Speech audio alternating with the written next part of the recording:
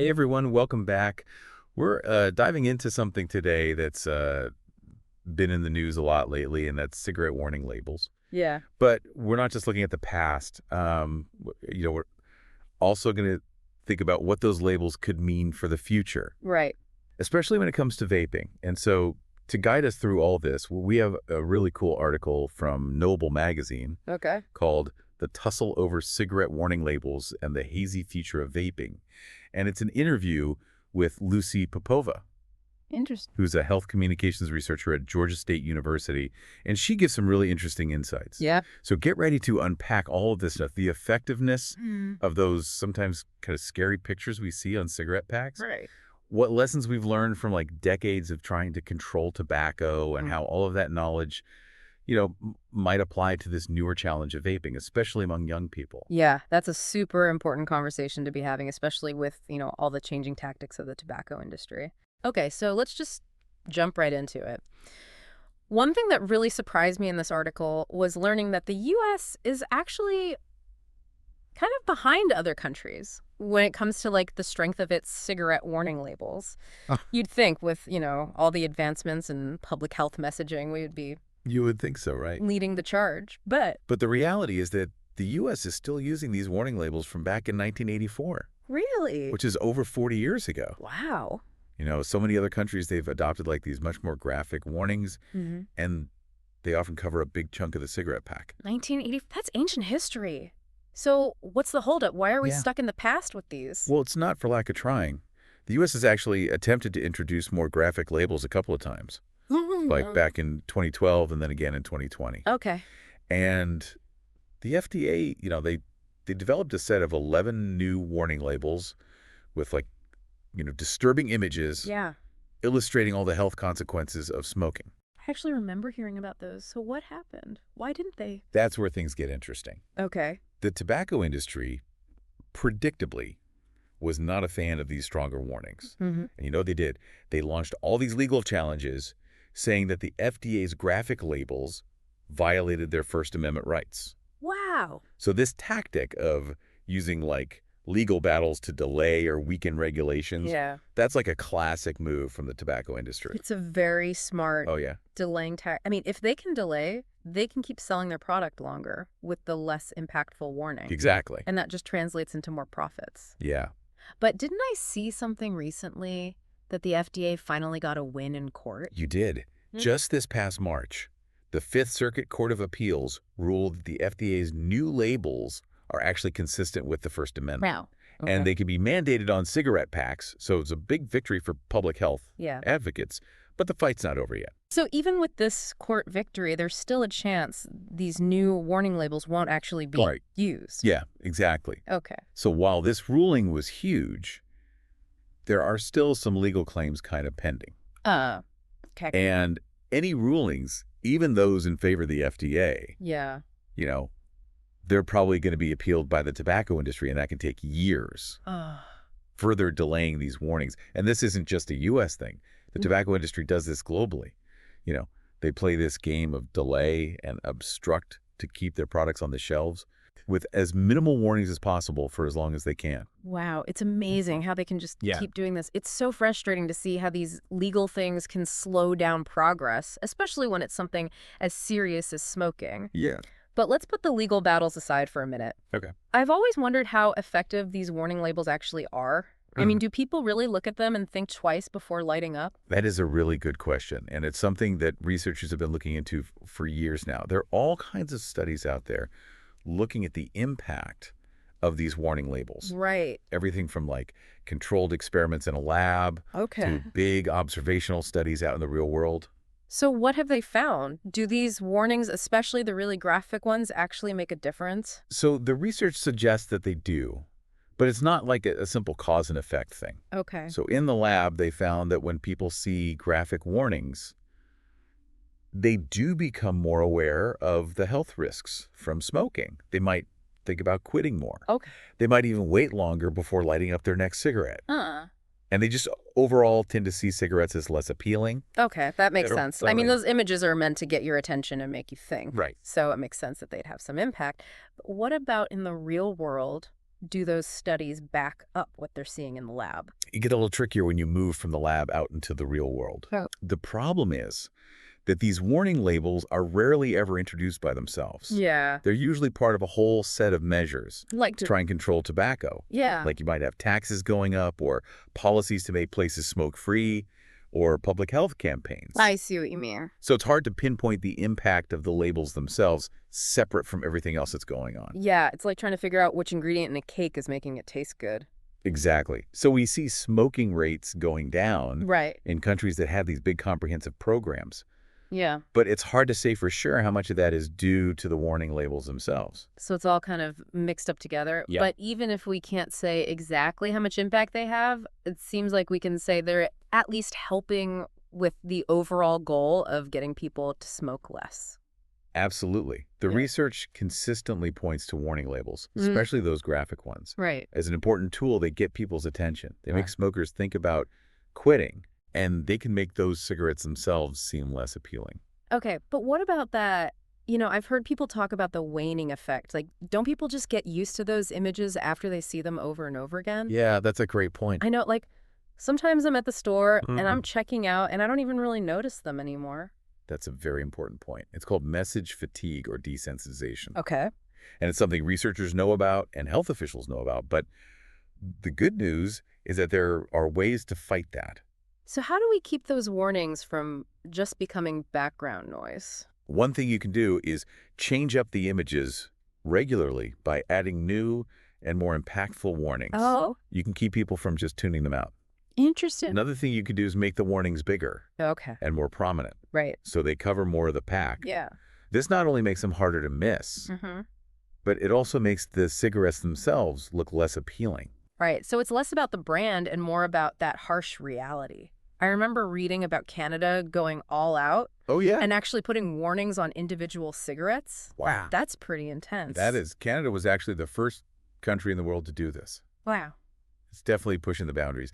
The idea is that every single cigarette becomes like this reminder of how bad they are. Wow. So you can't ignore it.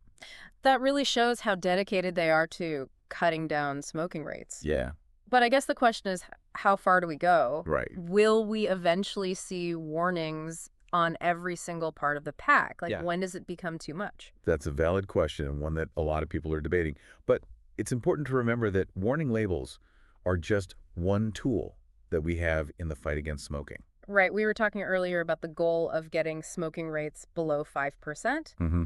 It's going to take a lot of different approaches to reach that goal. It is. So what are some other things that are being tried around the world? There's some really cool approaches out there. For example, New Zealand, they had this proposal to raise the legal smoking age gradually so they could create like a smoke-free generation. Wow. The UK actually passed a similar law this year, although New Zealand ended up repealing theirs. Oh, okay. It sparked a lot of discussion all over the world about how to end smoking for good. It's a pretty radical idea to think about banning smoking for whole generations. It is, but it shows a shift in how we're thinking about this. Yeah. Instead of just discouraging smoking, we're trying to make it much harder to even start in the first place and harder to keep doing it. It's about changing how we think about smoking as a society, Okay. creating a future where it's not seen as cool or something people want to do.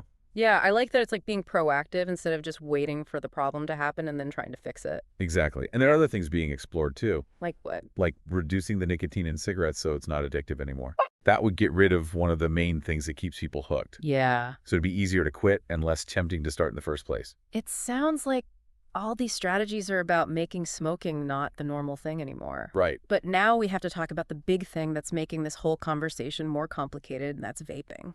Yeah, the new frontier. Right. A whole new set of challenges. It's kind of interesting. We had all this research on cigarettes Right. for years before they started using strong warning labels. Yeah. But with e-cigarettes, it's like a whole different game. It is. We're still figuring out what the long-term effects are. Exactly. And everything is changing so fast with new products and technologies coming out all the time. It's a really fast-moving landscape, Yeah. and it's causing a tough situation for the people who make policies. How do you make good warnings when the science is still developing and we don't fully understand all the risks? That's a great question. So what have countries been doing? Are they just waiting for more answers before they do anything? Most countries have been pretty careful. Okay. They're sticking to general warnings about nicotine addiction, Right. which is something we do know a lot about. Mm-hmm. They're trying to avoid those legal fights that we saw with cigarettes, Okay. especially since the evidence on the specific harms of vaping is still coming in. But we know nicotine is addictive no matter how you get it. Exactly. And that young people are especially vulnerable to it. Are those basic warnings enough when you consider all the slick marketing and the flavors that make these products so appealing? That's a big worry, and there's research that shows that people, especially young people, tend to ignore warnings about addiction. Yeah. They think it won't happen to them. Right. It's like that invincibility that, Right. that teenagers have. They think it won't happen to me. Yeah. But with vaping, the products themselves are often designed to be attractive to young people. With their cool designs and fruity flavors and social media campaigns, it's a whole new level of marketing aimed at a new generation. Yeah, and that's the real problem. Yeah. E-cigarettes are so easy to get, and they're seen as cool. Right. And that's led to this huge increase in young people vaping, which is creating a whole new group of people addicted to nicotine. Yeah. And this might be even harder to break than smoking regular cigarettes. Right. It's like we're fighting a battle on two sides. We're trying to get adults to smoke less, but at the same time, we're trying to stop a whole new generation from getting hooked on nicotine through vaping. It's a big job. It is, and we can't ignore the role of the tobacco industry in all this. They've been really involved in the e-cigarette market. They're lobbying to get people to see their products as a way for adults to reduce harm from smoking. Okay. Even though they're not actually trying to get that official recognition here in the U.S., they're trying to control the story around vaping, and it's making it even harder to figure out how to make effective warning labels. So they're pushing a message that's not really backed up by the evidence. Yeah. And that just makes things more confusing for everyone. Exactly. It's a classic move for them to create doubt and confusion. Right. So they can delay regulations and protect their profits. Exactly. So the question remains, can warnings really work when we don't even know everything about the long-term risks of vaping? Right. It's a problem that policymakers around the world are dealing with. Yeah, it feels like we're really in uncharted territory with this stuff. It is. On the one hand, we want to be careful and wait for the science to really catch up. But on the other hand, we're seeing all these young people vaping, and we know nicotine is addictive, no matter how you get it. So it's a tough spot to be in. It is. It's a real dilemma for governments. Yeah. Trying to find that balance, Right. you know? Yeah. Protect public health, but also not make claims they can't back up. Right. That could get challenged in court. Right. But that doesn't mean we just sit around and do nothing. There are things we can do based on what we already know. So what can we do while we're waiting for more research? Well, research has shown that just highlighting the fact that a product has harmful chemicals in it is usually really effective. Oh, okay. People get the chemicals are dangerous, Right. even if they don't understand all the long-term health effects. So instead of getting lost in all the unknowns about vaping, Right. we can focus on what we do know, like that e-cigarettes have all these chemicals in them, Yeah. some of which we know are bad. Exactly. And there's already an example of this kind of messaging working. Oh, really? The FDA's Real Cost campaign that's aimed at young people. Yeah. It does a really good job of focusing on those harmful chemicals in e-cigarettes. Okay. They even have these ads that show teens like vaping out formaldehyde and metal particles. It's pretty powerful stuff. I've seen those. Yeah. Yeah, they definitely make you stop and think. And they don't get into all the complicated stuff about long-term health risks that we're still figuring out. So it seems like focusing on these kinds of campaigns could be more effective. Yeah. At least for now. I think so, especially when you think about all the potential roadblocks and delays Right? that come with trying to implement new warning labels. Yeah. So focusing on these campaigns lets us educate people while the science is still developing. So it's like we do these campaigns now to get the word out. And then as we get more evidence, maybe down the line we can think about more specific warnings Exactly. on the products themselves. But even then we need to think bigger, right? Absolutely. Warning labels are important. Yeah. But they're just one part of the solution. Right. We need to look at the whole picture of how we regulate and control e-cigarettes. Oh, okay. That means stricter rules about how they're made and sold, especially since we still don't know everything that's in them. It makes sense. We need to know what's actually in these products. Right. And we need to control who can get them. Especially kids. Aren't there also talks about banning flavored e-cigarettes? Yeah, and there's a good reason for that. Okay. There's more and more evidence that those flavors, especially the ones that appeal to kids, like candy and fruit, Yeah.